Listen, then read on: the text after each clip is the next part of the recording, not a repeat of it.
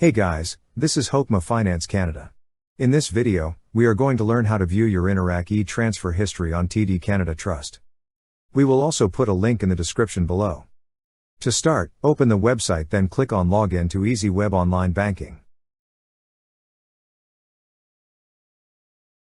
Now, log in with your username or access card and password.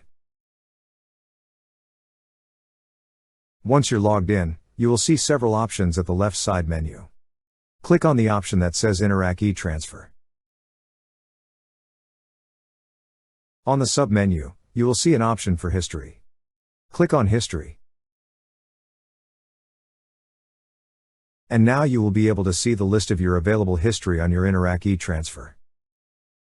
That's how you view your Interac e-transfer history on TD Canada Trust.